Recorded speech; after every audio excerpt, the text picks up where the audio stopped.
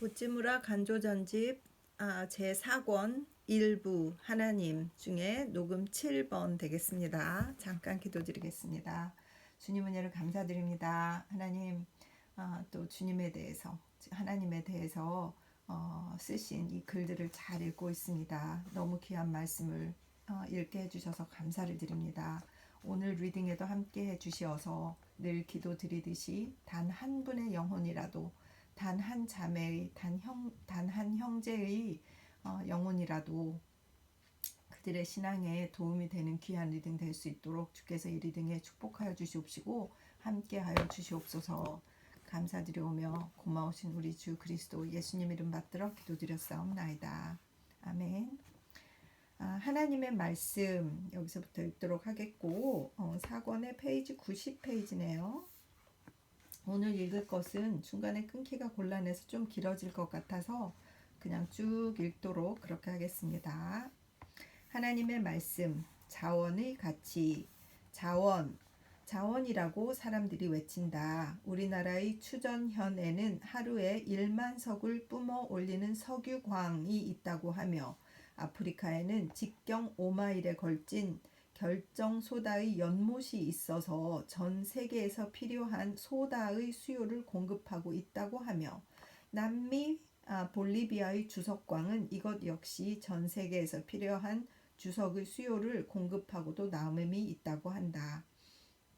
그 밖에도 알래스카의 지하 자원, 오스트레일리아의 지하 자원 등 일일이 들출 겨를이 없다고 한다. 그러나 사람에게는 누구나 전 세계의 지하 자원을 가지고도 자기를 만족시켜 줄 수 없는 때가 올 것이다. 그때에는 소다호 채굴 권리를 소유하고 있는 것이 아무런 소용이 없을 것이다. 그때에는 남미 대륙의 자원을 혼자서 다 가진다 해도 아무런 소용이 없을 것이다. 그의 영혼이 육신을 떠나 홀로 전능자와 마주 서지 않을 수 없을 때 알래스카의 금광도 오스트레일리아의 양떼도 그에게는 한 가닥의 소망도 주지 못할 것이다. 그때에는 성서의 한 구절이 볼리비아의 주석 광산보다 귀하고 그리스도의 한마디 말씀, 바울의 외마디 말이 남아프리카의 다이아몬드 광맥보다도 더 귀할 것이다. 그렇지. 생명이 없는데 무슨 소용이 있을까요?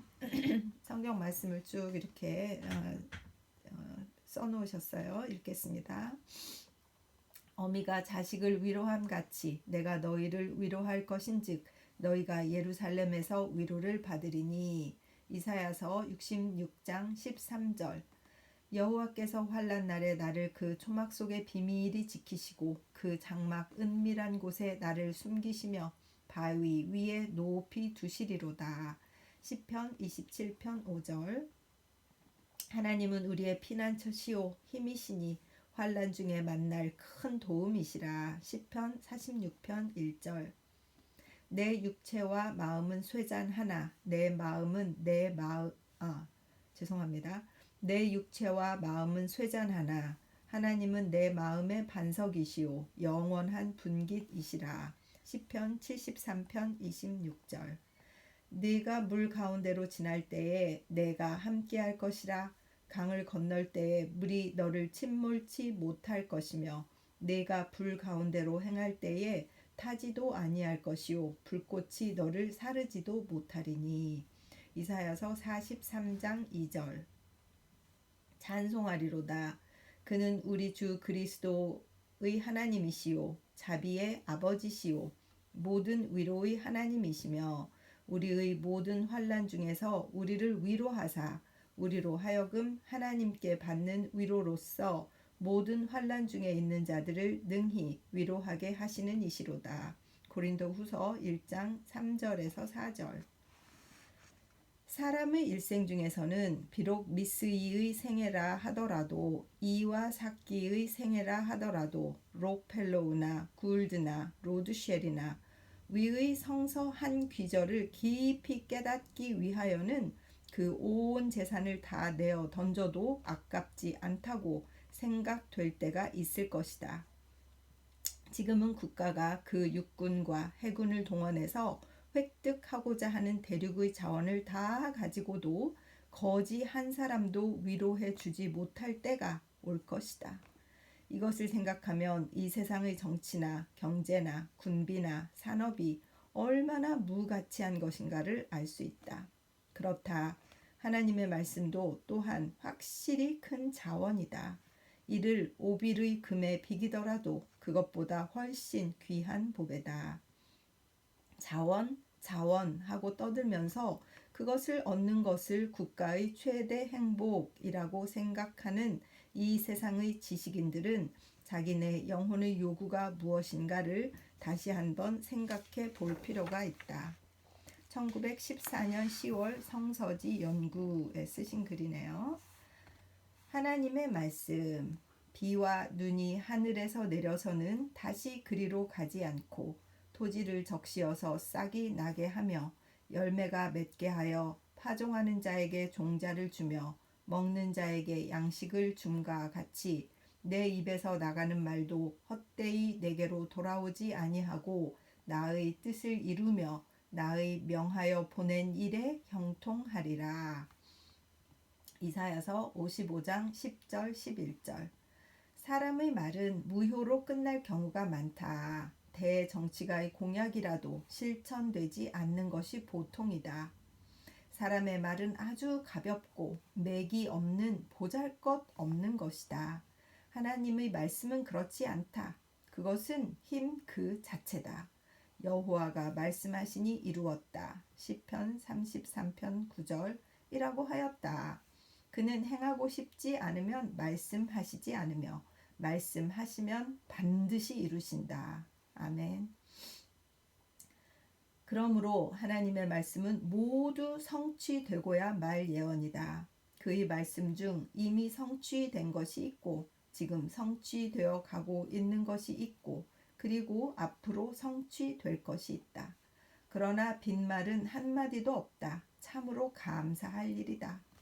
나는 여호와라. 내가 말하리니 내가 하는 말이 다시는 더디지 아니하고 응하리라. 패역한 족속아 내가 너희 생전에 말하고 이루리라. 에스겔서 12장 25절. 내가 말하였은즉 정령 이룰 것이요 경영하였은즉 정령 행하리라. 이사야 46장 11절. 대정치가의 선언은 무효로 돌아가고 세상은 점점 암흑 속에 빠져 들어가고 있다. 인류는 바야흐로 갈 곳을 몰라 오리무중 속에서 방황하고 있다. 만일 우리를 인도하는 하나님의 말씀이 없다면 이 이상 더 큰 불안은 없을 것이다. 그러나 하나님은 그 말씀을 전해주셨다. 보라, 내가 너희를 구원하리라. 여기에 반석보다 더 튼튼한 하나님의 약속이 있다. 천지는 없어지더라도 내 말은 없어지지 아니하리라고 선언하신 예수의 말씀이 있다. 신뢰할 수 있는 것은 지금도 여전히 하나님의 말씀을 싣고 있는 낡고 오래된 성서다. 1922년 7월 성서지 연구. 하나님의 음성. 하나님의 음성이 있다. 이것은 높은 하늘에서 울려 퍼지는 물리적인 음향은 아니다. 비단 폭을 찢는 듯한 두견새의 울음소리 따위는 아니다. 그렇다고 해서 또한 이른바 시인의 몽상은 아니다. 하나님의 음성은 또한 군중의 소리는 아니다. 군중의 소리는 대개의 경우 중우의 소리다. 하나님의 음성은 또한 환경이나 정실이 아니다. 하나님의 음성은 종종 환경과는 어긋나고 정실을 깨뜨리고 다가오는 것이다. 하나님의 음성은 곧 하나님의 음성이다. 하나님에게서 직접 온 음성이다. 영이신 하나님의 음성이기 때문에 귓결에 들리는 음성은 아니다. 이른바 가느다란 음성이다. 그러나 기독교 신자의 의식을 가지고 들으면 분명히 식별할 수 있는 음성이다. 아버지 하나님과 그 아들 그리스도가 성령을 통해 우리 영에 속삭이시는 음성이다. 그리스도가 그 제자 나다나엘에게 말씀한 대로 하늘이 열리고 하나님의 천사들이 인자 위에 오르락 내리락 하는 것을 보게 될 것이다.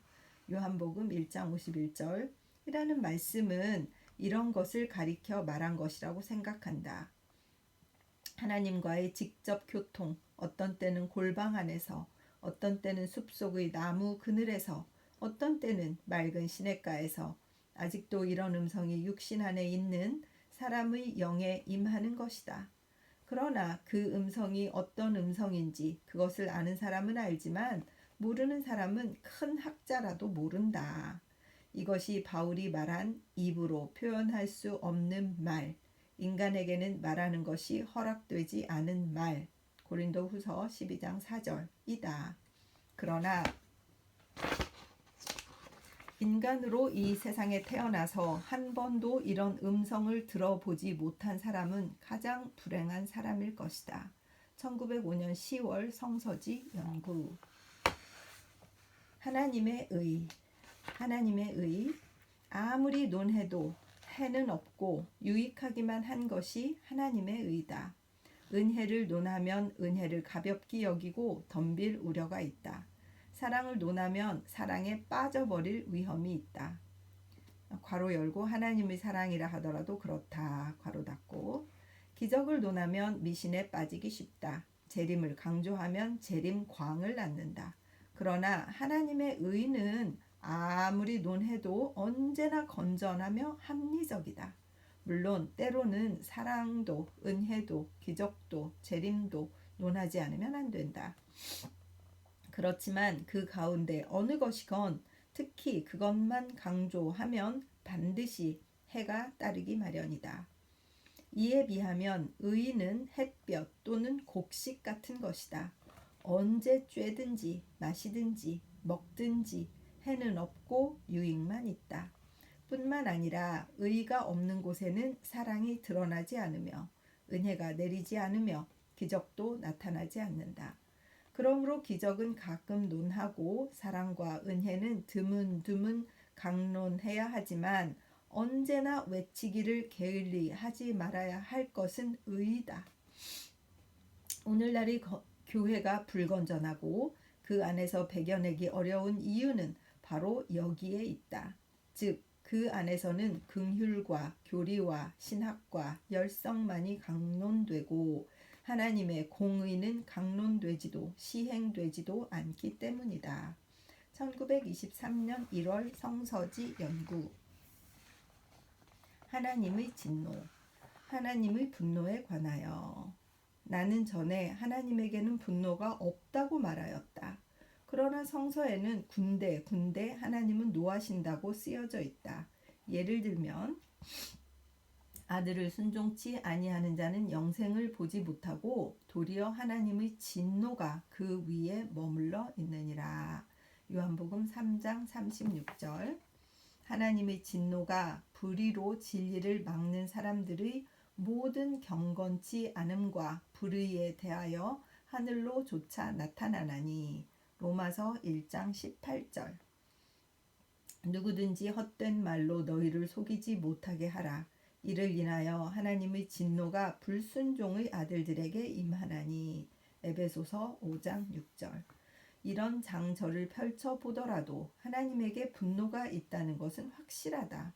그러면 나는 어떻게 하나님에게는 분노가 없다고 하는 나의 재언을 변증할 수 있는가?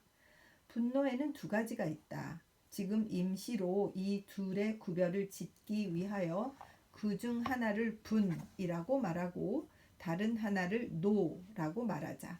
그리스어의 두모스와 올게예인데 이 두 낱말 사이에는 뚜렷한 차이가 있다.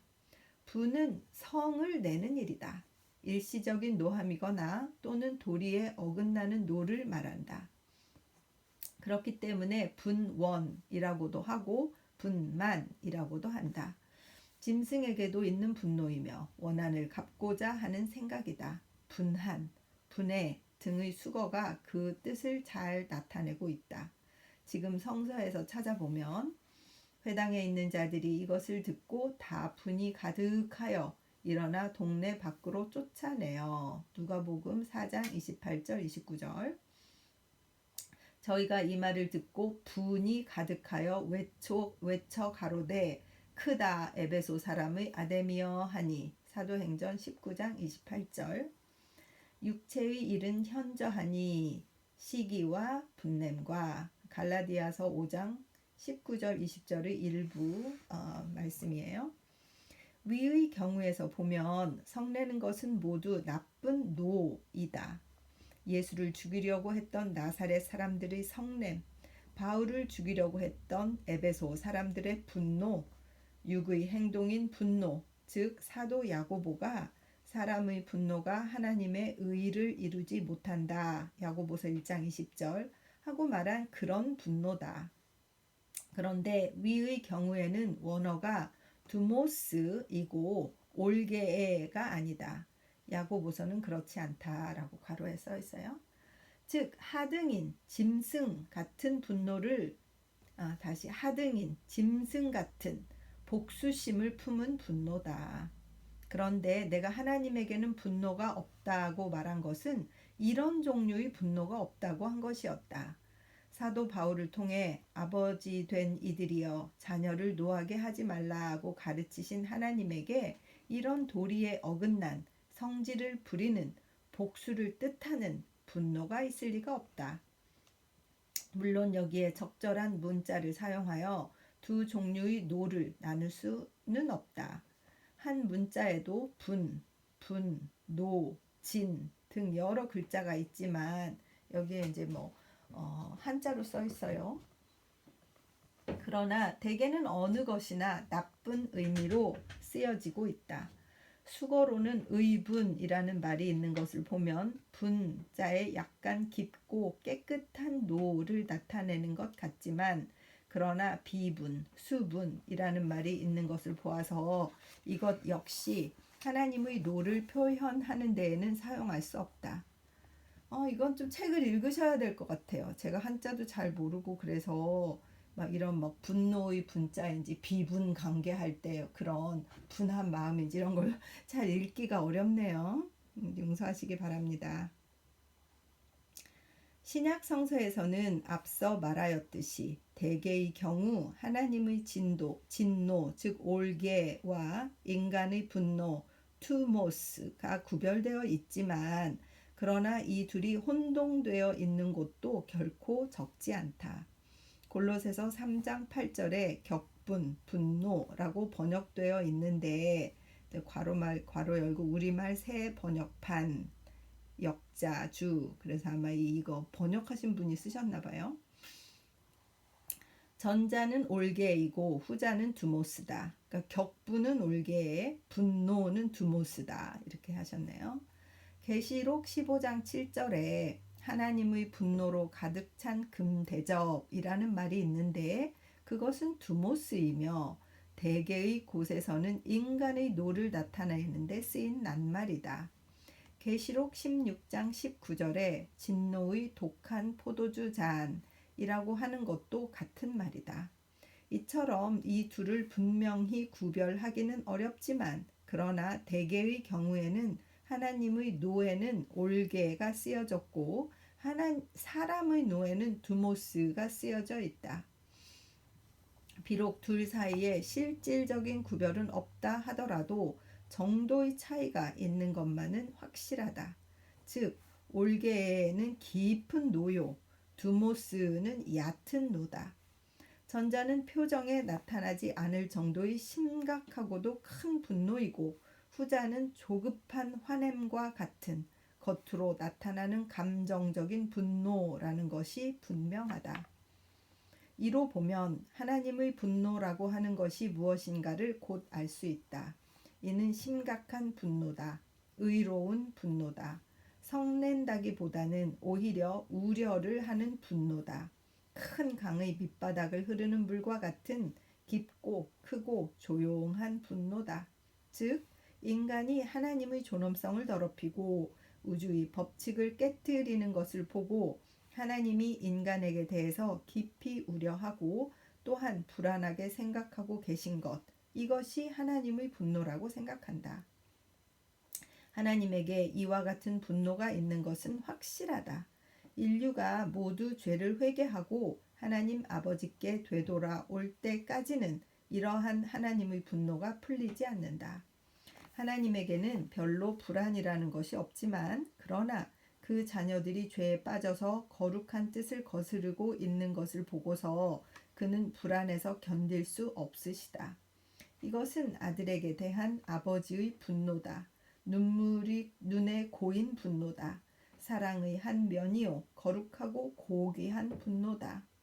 하나님에게는 복수적인 분노는 없다. 원한적인 분노도 없다. 작은 분노도 없다. 그러나 거룩한 분노는 있다. 극히 죄를 미워하시는 마음은 있다. 즉 인간이 말하는 분노라는 것은 없지만 그러나 우리가 성령을 받으면 비로소 짐작할 수 있는 죄에 대한 깊은 우려는 있다. 우리는 하나님에게는 분노가 없다고 해서 그에게 이런 우주보다 큰 거룩한 우려가 있는 것을 잊어서는 안 된다. 그러므로 성서는 절대적으로 분노를 금하지는 않는다. 그리스도조차 분노하셨다. 저희 마음의 완악함을 근심하사 노하심으로 저희를 둘러보시고 마가복음 3장 5절 예수께서 보시고 분히 여겨 이르시되 어린아이들의 내게 오는 것을 용납하고 금하지 말라. 마가복음 10장 14절 또 성서가 특히 분노를 용인하고 있는 경우도 있다. 분을 내어도 죄를 짓지 말며 해가 지도록 분을 품지 말고 마귀로 틈을 타지 못하게 하라. 에베소서 4장 26절 27절 죄를 범하지 말고 성을 내라는 것이다. 성내는 것도 좋다. 그러나 죄는 짓지 말라는 것이다. 즉 여기에 정당한 분노가 있다는 것을 보여주고 있다. 그러나 아무리 정당한 분노라 하더라도 성을 내면 죄에 빠지기 쉽다. 그러므로 바울은 그것을 경계하고 있다. 해 질 때까지 노여움을 품고의 원어를 직역하면 해를 너희들의 분노 위에 들어가지 못하게 하라가 된다. 여기에 분노, 즉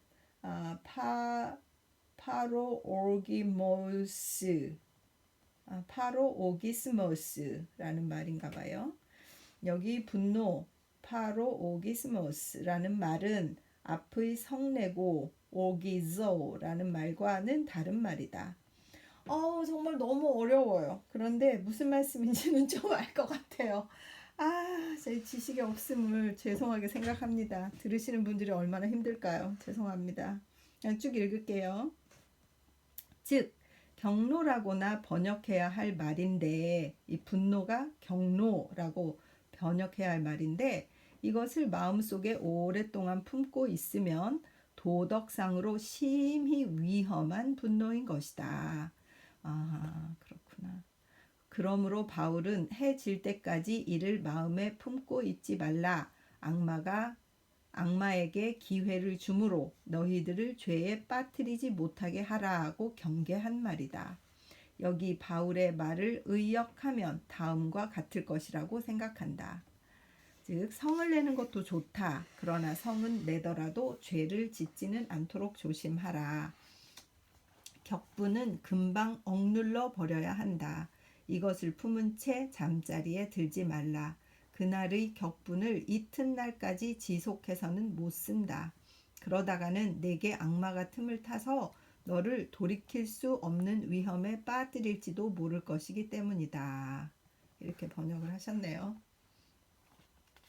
이것을 보면 분노에 관한 성서의 교훈은 명백하다. 한마디로 줄이면 하나님처럼 분노하라는 것이다. 그런데 그것이 얼마나 깊고 거룩하고 의로운 분노인가는 하나님을 알아야만 알 수 있다. 그 밖의 분노는 모두 죄다. 피해야 할, 미워해야 할, 끊어버려야 할 죄다. 1908년 12월 성서지 연구. 아이고 이 당시에 이거 참 초신자들이 읽을 때 얼마나 어려웠을까 그런 생각이 드네요. 계속 읽겠습니다. 분노의 하나님. 하나님은 사랑이시라고 한다. 참으로 옳은 말이다. 하나님은 정말 사랑이시다. 사랑이시기 때문에 노하신다. 그리고 미워하신다. 어두움이 없이 빛이 없듯이 미움이 없는 사랑은 없다. 하나님이 만일 냉정한 원리라면 그는 사랑하시지도 않을 뿐더러 동시에 노하시지도 미워하시지도 않을 것이다. 그러나 뜨거운 사랑이시기 때문에 그는 어떤 경우에는 소멸하시는 불, 히브리서 12장 29절인 것이다. 여호와 하나님은 지금도 여전히 질투하시는 하나님이시다. 그에게 그런 열정이 있기 때문에 자기의 독생자까지 아끼지 아니하시고 내어주심으로 죄에 빠진 우리를 건져주셨던 것이다. 여호와는 노하기를 더디하신다. 나훔 1장 3절. 그는 성질이 급하거나 경박한 분이 아니다. 그러나 노하기는 더디지만 전혀 노하지 않는 분은 아니다. 하나님은 노하실 때에는 몹시 노하신다. 누가 능히 그 분노하신 앞에 서며 누가 능히 그 진노를 감당하랴. 그 진노를 불처럼 쏟으시니 그를 인하여 바위들이 깨어지는도다. 나훔 1장 6절. 살아계신 하나님의 손에 빠져 들어가는 것이 무서울진저. 히브리서 10장 31절. 그 사랑이 무한이신 것만큼 그 분노도 또한 격렬하다. 하나님의 분노를 알면 우리는 그 사랑의 깊이와 넓이를 알 수 있게 된다. 1907년 6월 성서지 연구. 하나님을 조롱하지 말라. 여기 작은 글씨로 7월 15일 즉 유도 무슨 섬인가 봐요. 유도 사건이 있은 후에 그리고 관동 대진화제가 일어나기 전에 가시화기 금정관에서 말한 것임. 막 관동 지진 후에 막 한국 사람들도 많이 죽었잖아요. 그죠? 근데 이때 막 또 하나님에 관해서 무슨 일들이 많이 있었나 봐요. 읽을게요. 스스로 속이지 말라. 하나님은 만홀히 여김을 받지 아니하시나니 사람이 무엇으로 심든지 그대로 거두리라. 갈라디아서 6장 7절. 갈라디아서의 이 한 절은 위의 번역대로 해석해도 귀한 진리를 우리에게 전해줍니다. 자기 자신을 속여서 잘못 진리로 믿지 말아야 합니다. 하나님은 조롱할 수 있는 분이 아닙니다. 그는 인간의 생각 여하를 불구하고 그 뜻을 실천하십니다. 이렇게 해석해도 문법적으로나 교리적으로나 틀림없다고 생각합니다. 그러나 여기 사용된 두 개의 수동 동사의 뜻을 그대로 나타내어서 이 한 구절을 다음과 같이 번역할 수도 있습니다. 그러니까 위에 갈라디아서 6장 7절 말씀의 번역을 이렇게 하신 거예요.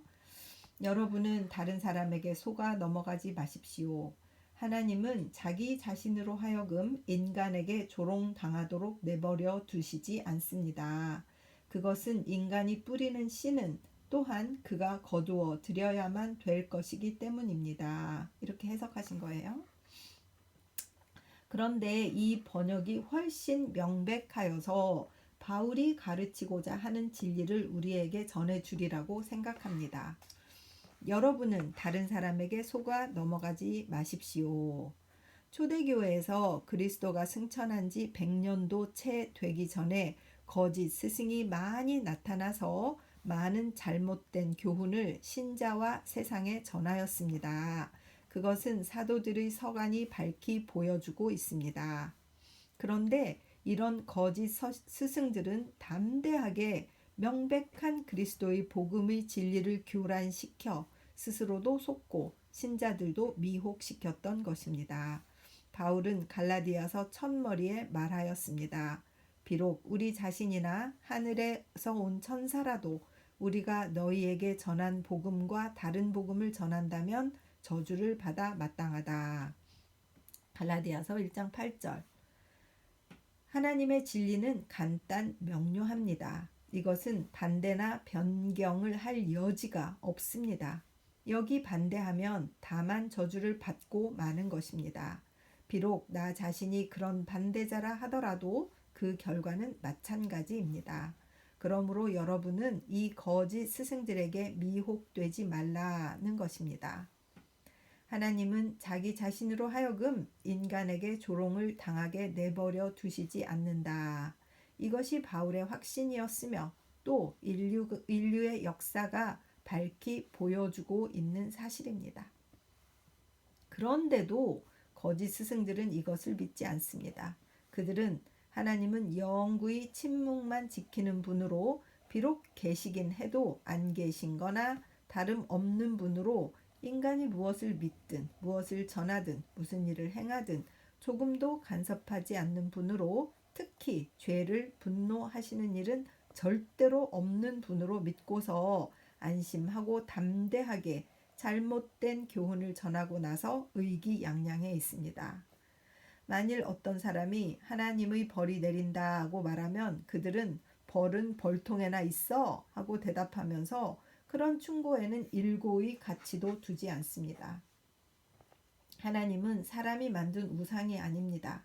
그러나 그들은 하나님을 눈이 있어도 보지 못하고 귀가 있어도 듣지 못하고 사람들이 하는 대로 내어 맡기고 우주 인생의 진전에는 조금도 관여하지 않는, 관여할 수 없는 우상으로 간주하고 있습니다. 그러나 사실이 과연 그럴까요? 인생은 과연 사람들이 하는 그대로 되는 것이고 변치 않는 하나님의 뜻 같은 것은 절대로 성취되지 않고 있을까요? 그렇지 않다고 바울은 대답했습니다. 그리고 바울 이전의 또는 그 이후의 위인들은 한결같이 대답했습니다.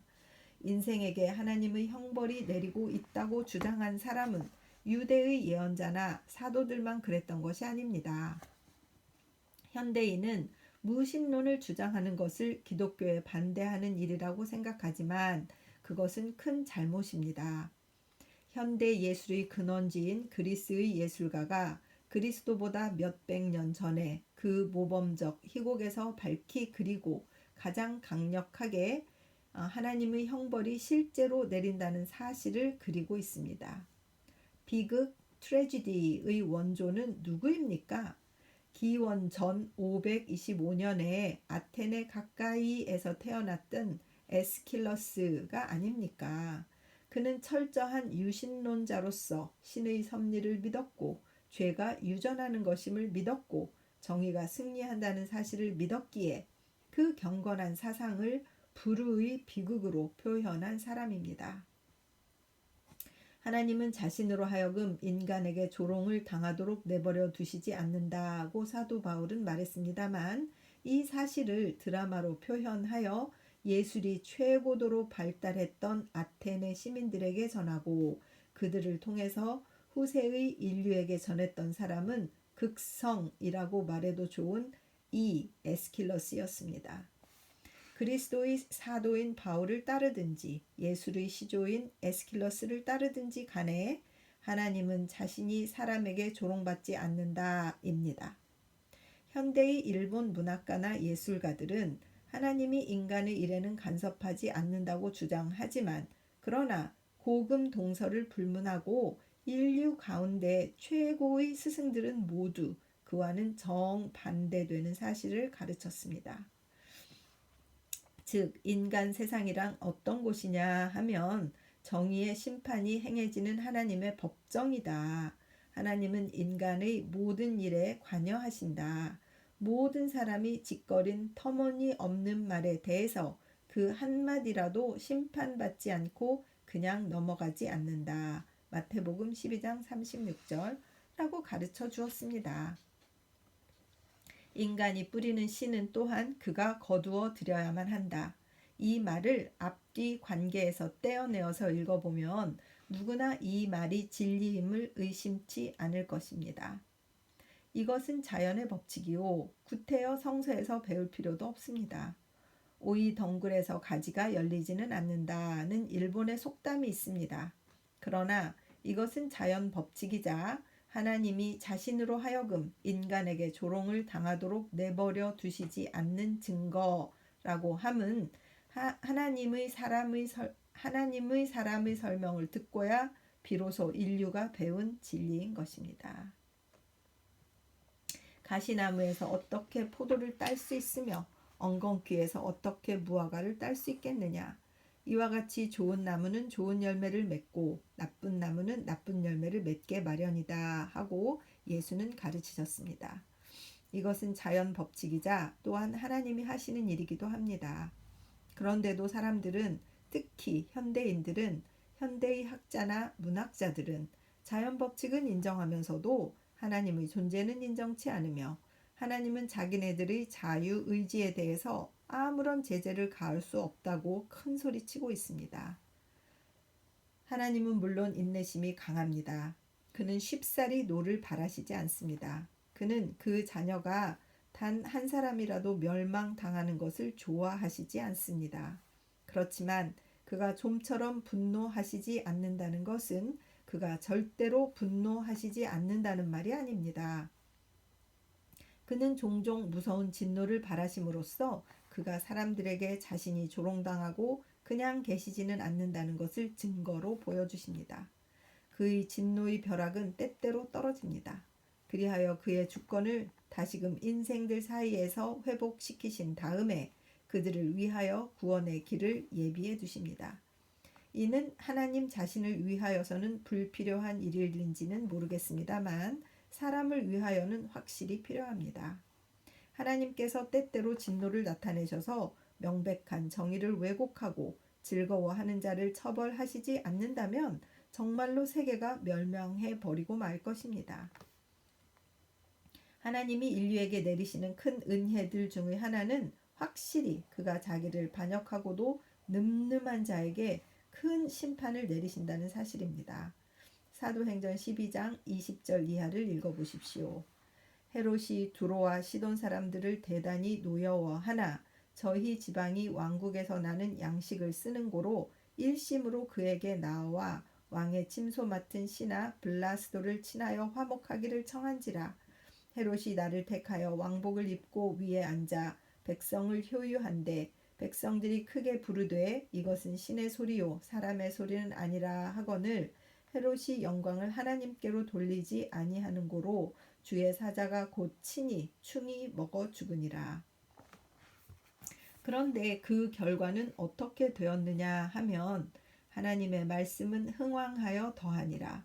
바나바와 사울이 부조의 일을 마치고 마가라 하는 요한을 데리고 예루살렘에서 돌아오니라. 고 쓰여져 있습니다. 하나님을 배반하는 자에게 하나님의 벌이 내리면 진리가 승리하고 인류에게 행복을 가져다 줍니다. 하나님의 깊은 섭리와 은혜로 인하여 이런 경우는 심히 드뭅니다. 그러나 하나님께 반역하면 그 결과는 당장 나타나게 마련입니다. 그것은 성령을 거두어 가시는 일입니다. 다윗은 하나님께 기도하기를 오 하나님 주의 성령을 내게서 거두어 가지 마옵소서 하였습니다마는 하나님은 자기를 배반하는 자에게서 이 성령을 거두어 가십니다.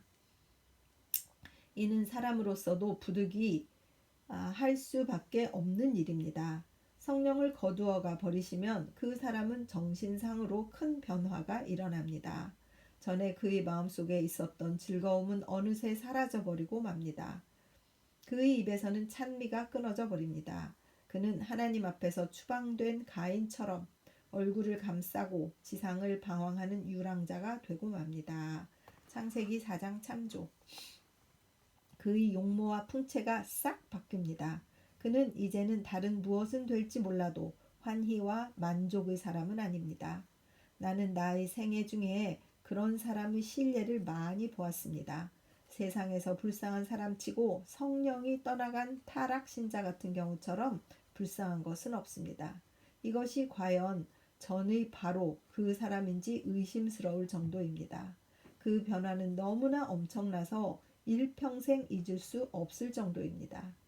그 사람의 얼굴 표정에 벌써 영원한 죽음이 비치고 있는 것처럼 느껴집니다. 그러나 배교자 자신은 그처럼 배교의 불행을 느끼지 않고 있습니다. 세상은 도리어 그를 환영합니다. 그에게 입신 출세의 길이 열립니다. 그는 퓨리턴적인 속박에서 풀려나서 도리어 일종의 큰 자유를 느낍니다. 그에게서는 영과 육의 싸움이 그치기 때문에 정신적인 번민은 사라집니다. 그는 철저한 사람이 됩니다. 즉 육정 본위의 사람이 되어 종교가 같은 위선자는 안 됩니다. 하나님을 배반해도 얻은 것이 잃은 것보다 훨씬 더 많구나 하고 그는 생각하게 됩니다. 그러나 성령이 주시는 즐거움은 그에게 없습니다. 내세의 능력 같은 것은 이제는 아무리 원해도 얻을 수 없습니다. 그는 이제는 소극적으로만 굳센 잘난 사람이 되었습니다. 그가 즐겨 말하고 쓰는 것은 죽음입니다. 반역입니다. 니체의 철학이 특히 강하게 그를 끌어당깁니다. 그는 가인과 가룟 유다를 변호하고 찬미합니다. 그리고 이상스러운 일은 하나님의 사랑을 물리쳐버린 그가 빈번하게 이성의 사랑을 찬미합니다. 또는 하나님의 권능을 뿌리쳐버리고 자꾸 이 세상의 권력을 찾습니다. 나는 몇 가지 배교의 실례를 보아왔습니다. 그 진행 코스는 천편일률입니다. 여호와께서 말씀하시기를 악인에게는 평안이 없다. 이사야서 48장 22절 등 하고 예언한 예언자 이사야는 거듭 되풀이해서 말했습니다. 악인이란 하나님께 반역한 사람을 말하는 것입니다. 배교자에게는 평안이 없습니다. 그것만은 확실합니다. 그에게는 세상의 인기는 있을 테지요. 천재적 재질은 있을 테지요. 정권은 주어질는지 모릅니다. 금권도 누릴지는 모릅니다. 그러나 평안은 없습니다. 하나님은 사람이 자기를 조롱하도록 내버려 두시지 않습니다. 살아계신 하나님의 심판의 손에 빠져 들어가는 것은 무서운 일이라고 히브리서 10장 31절에 말하고 있습니다. 신앙을 버리고도 태어난 사람은 자신이 가장 큰 위험을 무릅쓰고 있는 자임을 모르고 있습니다. 1923년 9월 성서지 연구. 그래서 좀 길었는데 여기까지 읽었습니다. 녹음 7번을 잘 맞춰서 감사를 드립니다. 잠깐 기도드리겠습니다. 주님의 은혜를 진심으로 감사드립니다. 한자도 많고 이 번역을 한 걸 읽다 보면 끊기와 순표나 쉼표가 이렇게 잘 안 읽어질 때가 있어서 저희 얕은 이 실력을 참 의심하고 참 부끄러울 때가 많습니다. 그러나 하나님이 성령께서 함께 해주셔서 이것을 듣는 분이 한 분이라도 있다면 그분이 잘 들으면서 이해하실 수 있도록 도와주시기를 간절히 바라고 기도드립니다. 다만 한 분의 형제나 한 분의 자매라도 이 하나님에 대해서, 하나님의 말씀, 하나님의 분노, 하나님의 이 가치에 대해서 정말 잘 이해하고 정말 그들이 성령을 거스리는 일이 없도록 살아가는 일에 힘이 되도록 주님께서 도와주시옵시기를 간절히 바라고 기도드립니다. 리딩에 함께 해주셔서 주님 진심으로 감사드립니다. 듣는 분들을 늘 사랑하고 축복합니다. 이 생에 있을지 내 생에 있을지 제가 죽은 다음에 있을지 알 수 없지만 이 귀하신 우찌무라의 사상이 한 사람에게라도 전파되기를 위해서 간절히 바라고 기도드립니다. 고마우신 우리 주 그리스도 예수님 이름 받들어 기도드렸사옵나이다. 아멘.